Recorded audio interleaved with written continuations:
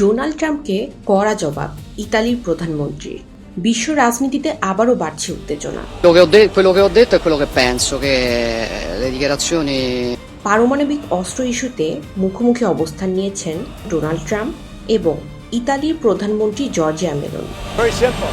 I have nothing against the Pope. His brother's MAGA all the way. I like his brother.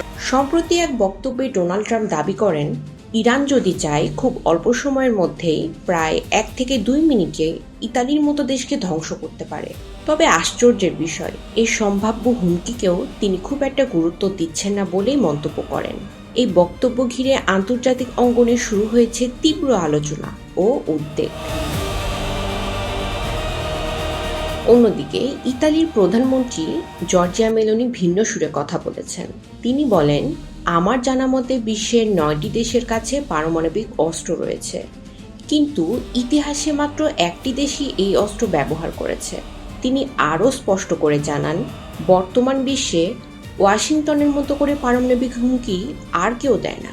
মেলোনির এই মন্তব্য সরাসরি যুক্তরাষ্ট্রের কৌশল ও ভূমিকা নিয়ে প্রশ্ন তুলেছে বলে মনে করেছেন বিশ্লেষকরা। এখানেই শেষ নয়। বিশ্লেষকদের মতে এই বক্তব্যগুলো শুধু দুই নেতার ব্যক্তিগত মত নয়, বরং এটি বর্তমান বিশ্ব রাজনীতির একটি বড় বাস্তবতা তুলে ধরে। পারমাণবিক শক্তির ভারসাম্য, ক্ষমতার প্রদর্শন এবং নিরাপত্তা বনাম হুমকির দ্বন্দ্ব।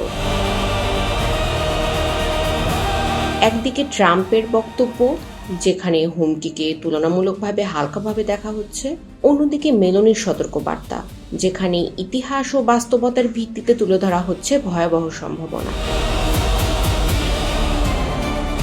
এই পরিস্থিতিতে প্রশ্ন উঠছে, বিশ্ব কি আবারও পারমাণবিক উত্তেজনার দিকে তা এগোচ্ছে, নাকি এটি কেবল রাজনৈতিক বক্তব্যের লড়াই? আপনার মতামতটি কমেন্টে জানাতে ভুলবেন না। International desk, infinity Bangla.